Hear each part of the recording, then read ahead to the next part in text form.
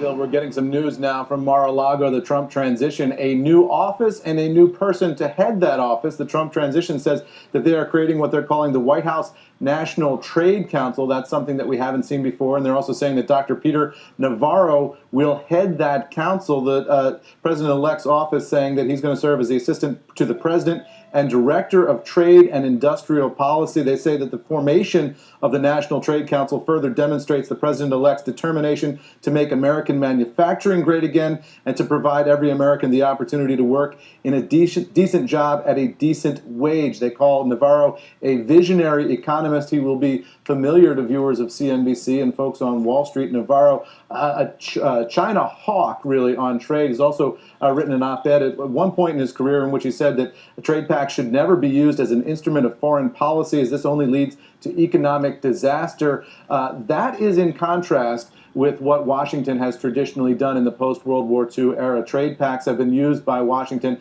as carrots and sticks. Navarro will bring a very new perspective to that, saying that foreign policy goals maybe should not necessarily be the driver of those trade pacts. Donald Trump himself has signaled that what he wants from trade globally is something that puts America first, that's good for American workers.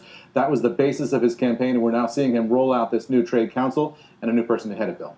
But I also wonder, Eamon, if I may, so they've already talked about having Wilbur Ross oversee much of trade policy. Now they're creating, does that mean there's not going to be a trade rep? That does not mean that necessarily. It's unclear who would be the trade rep, especially if you have a trade council. This sounds, when you talk about a council in White House parlance, you're traditionally talking about a group of outside advisors.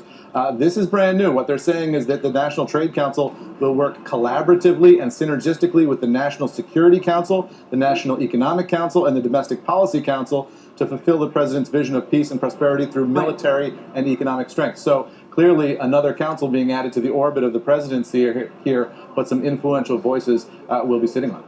And notice the way, I mean, this is all about under the White House's direction. And that's the whole point. We had that discussion with the former trade rep the other day. His point was the need for the position is to work with Congress.